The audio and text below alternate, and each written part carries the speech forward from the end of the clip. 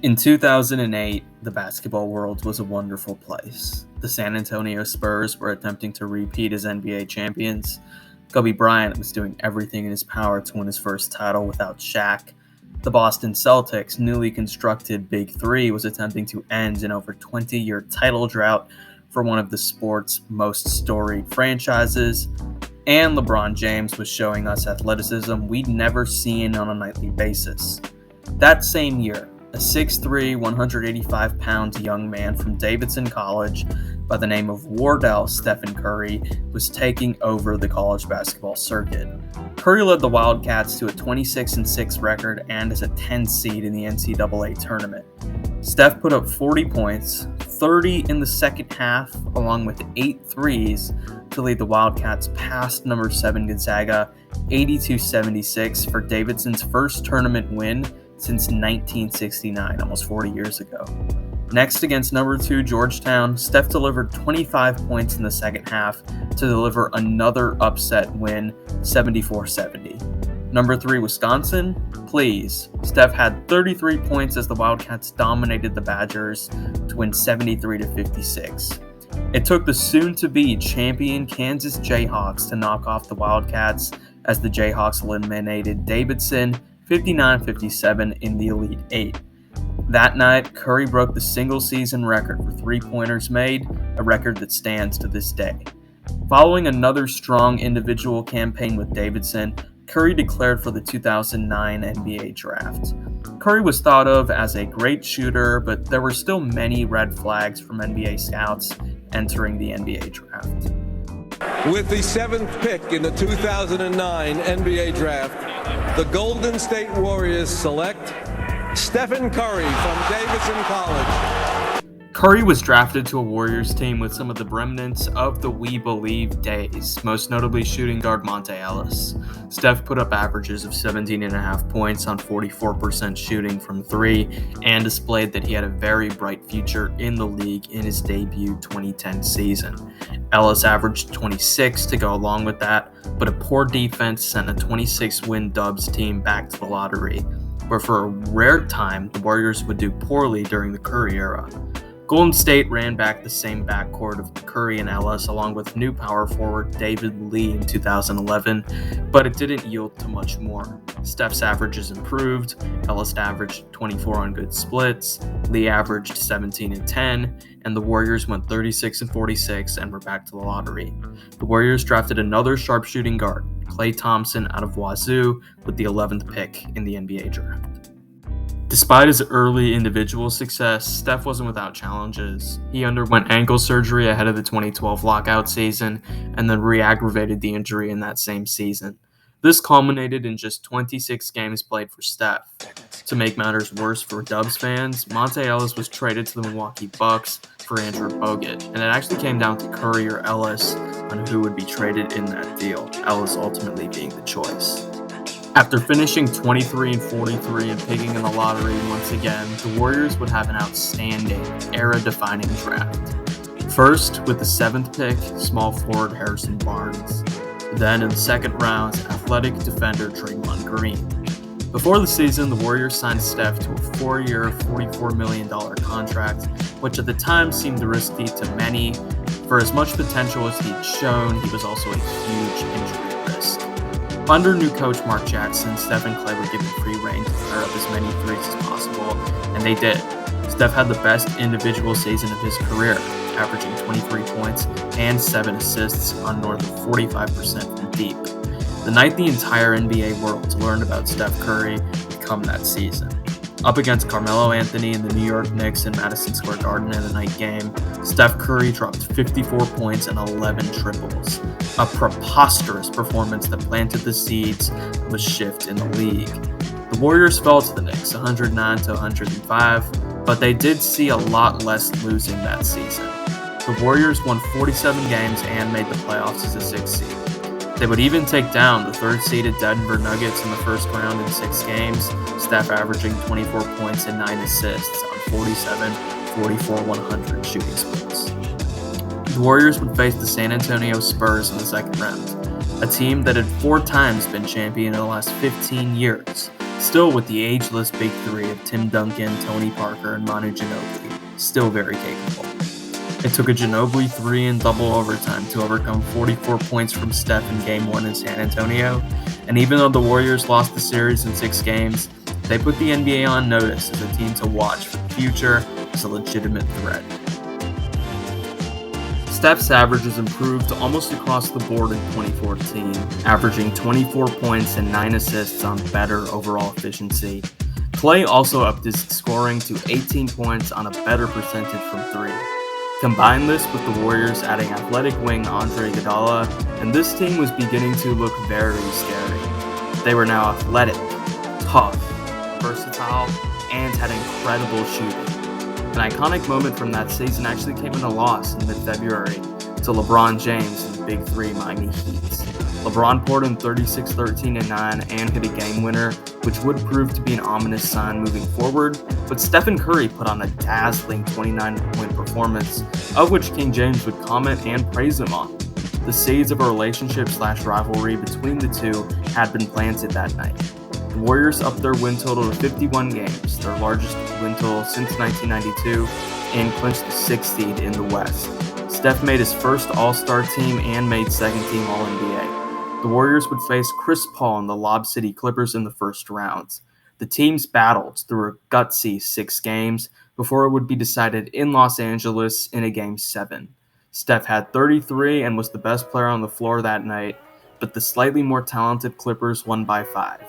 It seemed destined that the Warriors would become their generation's version of Nash's Suns and Gervin's Spurs, a critically acclaimed, incredibly entertaining NBA team that never won a title but we all loved and appreciated all the same. They were better than that. In 2015, the Dubs became just the 10th team in NBA history to win 67-plus games, going 67-15 with Steph winning his first league MVP with averages of 24 points and 8 assists on sublime efficiency. Despite this wonderful regular season, the Dubs were far from locks for the title, with the narrative of jump shooting teams being unable to win a title in full effect the entire season. The Warriors made quick work of the Pelicans at round 1 before facing some real adversity in round 2. The Grizzlies took a 2-1 lead on Golden State, with many thinking Memphis would knock off the Dubs, but brilliant performances from Steph in Game 4 and 6 made sure that didn't happen. In the conference finals against Houston, Steph was magnificent and led the Warriors to a series win in just 5 games. The Warriors faced LeBron James and the shorthanded Cavaliers in the NBA Finals. Kevin Love was already out for the series, and Kyrie Irving would go out in overtime of Game 1 of the finals and not return. Despite this, Cleveland would take a 2-1 lead over Golden State, courtesy of the brilliance of LeBron James, and a very disappointing performance in Game 2 from Curry himself. This necessitated an adjustment from coach Steve Kerr, the insertion of Andre Iguodala into the starting lineup. The Dubs started to look like the Dubs again thereafter, with Curry looking like his MVP self in the final 3 games, and Iggy giving Golden State a spark on both sides of the ball. The Warriors won the 2015 title in 6 games, but it was Iggy, not Steph, who took home Finals MVP due to Curry's struggles early in the series and some of Iguodala's defensive stats versus LeBron. There was a campaign for LeBron to even be Finals MVP in a losing effort. It remains one of the most controversial awards in NBA history, and the entire Warriors title in itself was marred with controversy. People believed they weren't true champions, that they had dodged some of the teams that made the West as good as it was, such as the Clippers or the Spurs, and had only won the finals due to the injuries on the Cavs side. Despite Curry playing well and leading his team to the title, both him and his team weren't given the respect most champions got. Curry and the Warriors, hearing all the disrespect all summer, were determined to make the talking heads look foolish, and they did. The Warriors started a blistering 24-0 in 2016, putting to bed all the narratives on if they'd earned their success or not from the previous year. On top of that, Steph, who was the reigning league MVP, visually took a step up in 2016 to the point that it necessitated discussions on if he'd win the Most Improved Player award. He was now averaging 30 points and 7 assists, as well as leading the league in steals on 50, 40, 90 splits. It was the greatest scoring season ever when accounting efficiency. The most impressive part of this season was not just the incredible stat line, but he was getting these stats in ways we'd never seen. He was taking tougher shots than anybody had in the history of NBA basketball, and making them look easy. One game in particular stands out above the rest from that season. February 27th, 2016. The Warriors are 52-5 heading into Oklahoma City for a matchup with Kevin Durant's Oklahoma City Thunder in a nationally televised game. Steph hurt his ankle, which seemed to be his only kryptonite, and the Thunder raced out to a halftime lead. Then, slowly but surely, Curry's triples brought the deficit closer and closer, eventually getting the game into overtime. In overtime, off a bad miss from Russell Westbrook, Steph took just a few dribbles up court before letting one go from the logo. You know the rest. Westbrook on the drive, falling away, won't go, rebound taken by Iguodala. They do have a timeout, decide not to use it. Curry, way downtown, bang, bang, oh what a shot from Curry, with 0.6 of a second remaining. We all knew what we were watching. We were watching the best player in the league defy the laws of gravity and nearly single-handedly change the NBA as we knew it, all while leading a team that might go well on to break the single-season record for wins. That they did, as the Warriors went 73-9 to close the regular season, breaking the 96 Bulls record. Curry won Unanimous MVP, the first player in league history to do it. Warriors enter the spring of 2016 as overwhelming favorites to win the title and make their claim as the greatest basketball team of all time. The Warriors made quick work of Houston in round one, but it was without Curry, tweaking his ankle in game one and slipping on a wet spot later in the series, giving him ligament damage. The problem would be that the Warriors did not have time for him to get back to 100%, it being the playoffs. Steph returned for Game 4 of the second round against Portland, and even not at 100%, Steph went for 40 points and led Golden State to a win. The Western Conference Finals against the Thunder would be the test, and it seemed as though the Warriors would fail. Steph clearly looked hurt. Nothing was coming as easy anymore. The Thunder commanded Games 3 and 4 and looked to punch their ticket to a second Finals in 5 years. Pissed about how the Warriors had gotten the Golden Boy image and had taken their spot as the up-and-coming team in the West. In Game 5, Steph dropped 31 points, 20 in the second half, and led Golden State to a victory to stave off elimination. Game 6 is often remembered as the Klay Thompson game, and rightfully so. Klay dropped 41 points, 19 in the fourth quarter, to lead a comeback and a total of 11 threes to help force a Game 7. But Steph's contributions in that shouldn't go unnoticed, Curry posting an excellent stat line of 31, 10, 9, and 2 on 60% true shooting. In Game 7, Steph had his best game yet, going for 36 points, including 15 in the fourth quarter, to lead Golden State to a 96-88 win and a 3-1 comeback series win. Other than the finals, the talk around this time was centered around NBA superstar and Thunder player Kevin Durant, who had reportedly been eyeing Golden State for some time now and was now entering free agency. It seemed slightly far-fetched that a deal between the two sides would happen, but it was indeed at least a talking point around this time. Now, all Golden State needed to do was defeat a healthy Cleveland team and they would answer every question everyone had ever had about them. They were doing that very thing, taking a 3-1 lead through 4 games, winning Game 4 through Steph's 38 points, despite once again showing signs of injury. The series was essentially over. The Warriors were on the brink of solidifying the greatest season in NBA history. Klay Thompson was celebrating early, saying LeBron had gotten his feelings hurt. With a chance at staving off elimination in Game 5, LeBron certainly did not look as though his feelings were hurt, dropping 41 points, 16 rebounds, and 7 assists. Kyrie Irving matched him with 41 points, and to make matters worse, the Warriors would lose Andrew Bogut for the rest of the series, along with already being without Draymond Green for Game 5. No title would be won in Game 5. Back to Cleveland we went for Game 6, where LeBron dropped 41 points and 3 blocks, one coming on Curry in a very demeaning way. Steph did drop 30 points, but was also ejected, and his wife would call the league rigged on Twitter shortly thereafter. None of this was good for the Golden Boy image, and Cleveland dominated Game 6 to force a Game 7. This would be the most important game of the Golden Dynasty and of Curry's legacy. He did anything but deliver. He couldn't hit anything all night. He was careless with the ball.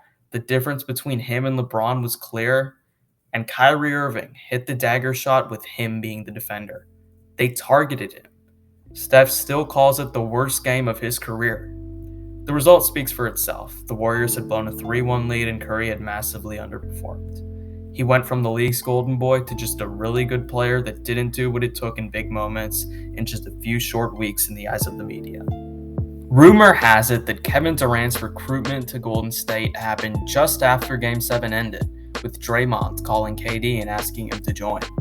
It'd be a seamless fit, Durant sliding right into the Barnes role, but being 10 times the player Barnes was. The Warriors core would visit Durant at the Hamptons and attempt to recruit him. Nobody doing more than Steph, saying that he cared about winning, nothing else, and offered to give him the team in an all-time act of selflessness. Durant accepted the invitation, and the rest was history. There was almost no risk to adding KD. He was a perfect fit, a cheat code. Steph had another unbelievable year, and the Warriors super team won 67 games. The Warriors waltzed through the Blazers, Jazz, and Kawhi Leonard-less Spurs unblemished en route to the NBA Finals, as Curry and Durant displayed the most dominant stretch of playoff basketball since Shaq and Kobe in 2001. In a trilogy matchup with LeBron and the Cavs, Steph more than redeemed himself with averages of 27, 8, and 9 on excellent efficiency. Only KD was even better, averaging 35 and 8 on even better efficiency, giving him Finals MVP as the duo extinguished the Cavs in 5 games. While this 2017 Warriors team was probably the greatest ever, the title was just seen as a result of stacking the deck and was seen in a similar value to the 2015 title for different reasons. The Warriors didn't really take the 2018 season seriously, but for what it's worth, Curry was again amazing. He was knocked out of the first round and a half of the playoffs with injury before returning midway through the second round against the Pelicans. The real test would come in the Western Conference Finals against the 65-win Houston Rockets of James Harden and Chris Paul. Just as it seemed the Golden Dynasty was vulnerable, falling into a 3-2 hole, Chris Paul got hurt and was out for the rest of the series, clearing the path for a comeback the Golden Dynasty ran right through. This time, the Warriors would face the Cavaliers without Kyrie Irving, essentially making it a 5v1 series with LeBron James. This made the series maybe the worst ever, being a sweep, and KD won back-to-back Finals MVPs due to a poor shooting night from Steph in Game 3, and Durant playing more ISO ball than the year prior. Steph had gone now 4 Finals appearances without a Finals MVP, and it was becoming a legitimate story. The Warriors would add all-star center DeMarcus Cousins in the summer of 2018 to create an all-star starting 5. Steph was great once again, and by this point the Warriors were so overwhelmingly talented that it didn't matter whether they took the regular season seriously or not. The talent had gotten to the point that it would be impossible not to be the first seed in the West. With that said, a November blow-up between Kevin Durant and Draymond Green, combined with swirling questions on if Durant would return, made the chemistry just seem off. A first-round series against a severely undermanned Clippers team went longer than anyone thought it should have, and the Warriors were in a deadlocked 2-2 second-round series with the Houston Rockets when Kevin Durant went down with a calf injury in Game 5. Entering Game 6, the Warriors would need to close out Houston without Durant and the entire spotlight on Curry. After a scoreless first half that seemed as though he were being exposed again. Then he erupted for 33 in the second half, 23 coming in the fourth quarter. He was 2016 Steph Curry again. The offense was all his. Steph would go on to take over the Western Conference Finals, averaging 37, 8, and 7, en route to sweeping Portland and advancing to a 5th consecutive Finals. They would face a tough and excellent defensive Raptors team led by Kawhi Leonard, and with Klay Thompson missing Game 3 and the end of Game 6, it ultimately proved to be too much for the twice defending champs, losing in 6. Curry had excellent statistics in the series, but without much help from his teammates, the Raptors simply used a box-and-one defense against him to force him into consistent, tough shots. Steph missed an open look at the end of Game 6, the Raptors won the title, and the Golden Dynasty had ended, or so it seemed. reporting that Kevin Durant is in fact headed to Brooklyn to join Kyrie Irving and DeAndre Jordan. 2020 was a lost season. No KD, no Clay, and just a few games into the season, no Steph, who was out for the year with a broken hand. The Warriors sunk to the worst record in the league, and the front office began to build around the trio of Steph, Clay, and Draymond once again. Worst possible news for the Warriors. Klay Thompson has suffered a full tear of his right Achilles. He will miss the entire season. With Clay out for the entire 2021 season, Steph was an offense unto himself. He won his second scoring title, posting averages of 32 points on remarkably great efficiency despite the highest usage rate of his career. Not only that, but his leadership and unselfish nature helped make Andrew Wiggins a legitimate two-way player after looking like one of the biggest busts in NBA history earlier in his career. Steph carried the Warriors to a 39-33 record and the 8th seed, making them a participant in the newly implemented play-in tournament. Golden State took a 13-point lead on the Lakers, and despite a masterclass performance from Steph in the second half, the Lakers came back to win the first play-in game. Against Memphis in the game to make the playoffs, Steph dropped 39 points, but the more well-rounded Grizzlies won in overtime to clinch the 8th seed. A sour ending to an otherwise outstanding campaign for Steph, the best basketball we'd seen him play since 2016. Just didn't go our way. I don't know how many different ways to say it, but it was a special year, all things considered. And a new experience for me, Draymond Loon. Tried to make the most of it, come back, bottle this up, everybody make the right strides, take advantage of the summer, and you don't want to see us next year. Clay returning for the 2022 season, along with the Warriors' new core gaining another year of experience of the system, gave Golden State hopes of contending for another championship. Those hopes were validated when Golden State peeled off a 17-3 start, with Steph looking like the favorite to win his third league MVP. In a December game against the Knicks, Steph broke the all-time record for career three-pointers made, a monumental achievement that represented his effect on the game of basketball. A shooting slump around that time caused Steph's efficiency to look worse than usual, but it was still world-class efficiency for almost every other player. Golden State won 53 games and returned to the playoffs a 3 seed. The Warriors made quick work of the Nuggets in 5 games before matching up with the Grizzlies in what was developing into somewhat of a rivalry. Through 3 games, the Warriors were up 2-1, but it felt like more. Ja Morant, who had been killing Golden State to start the series, went down with injury, and Memphis was just unable to generate consistent enough offense to take down the Dubs. Golden State won at 6 and moved on to the Western Conference Finals. Luka Doncic and the upstart Mavericks, who had just taken down a 64-win Suns team, was up next, and was quickly taken care of in 5 games, Steph winning the first ever Western Conference Finals MVP. They were here. They were back. Steph was back in the NBA Finals after a 2-year, 1,085-day hiatus. It was a long journey, and the journey was far from over just yet. They would play the Boston Celtics, the best defense in basketball, who had eliminated KD, the defending champion Bucks, and the top-seeded Heat on their way to the finals. Marcus Smart, the Celtics point guard, had won Defensive Player of the Year and was hailed as the answer for Steph. In Game 1, Steph broke the finals record for most threes in a quarter with 6 in the first. He had 34 points by the end of the game. In Game 2, it was his 14 third-quarter points that broke the game open for the Warriors and led them to a series-evening victory. In Game 3, he had another strong performance, dropping 31 points. Game 4 was the masterpiece, though. 43 points, 10 rebounds, 7 threes, and the iconic shot. Curry to Green. Back to Curry. Step back, three-pointer. Bang! Steph Curry drills the 3. That's a 6-point Warriors lead. To this day, I will forever believe that that was Steph's greatest ever game in the NBA Finals. And in Game 6, the closeout game of the NBA Finals, in TD Garden, Steph dropped a 34-7, 7-2 with 6 threes and 13 fourth-quarter points to close out the Boston Celtics. He was magnificent yet again. The Golden State Warriors won their 4th championship in 8 years. They were still the Golden Dynasty, and as strong as ever. Steph won the coveted Finals MVP trophy that had eluded him, with averages of 31, 6, and 5 on 48, 44, 86 splits, an excellent series performance. His legacy was complete and place in history cemented forever as one of the greatest players in NBA history.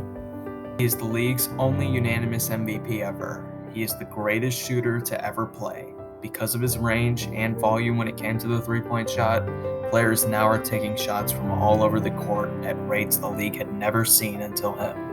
He and Isaiah Thomas are the only 2 players to lead teams to multiple championships while being under 6'6".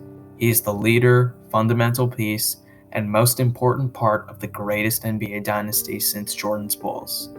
He is a player that willingly gave his team to another superstar in favor of the loftier goal of winning. He's the NBA's first heat check star since Pete Maravich. He has a unique sense of the moment unlike any player I've ever seen. He's the league's best link to Russell, to Bird, to Magic, to Duncan, the prototypically unselfish Pantheon great, the ultimate teammate, the player with loyalty to one and only one franchise, who helped change a culture into one of a dynasty. He is Stephen Curry, one of the 10 greatest basketball players ever.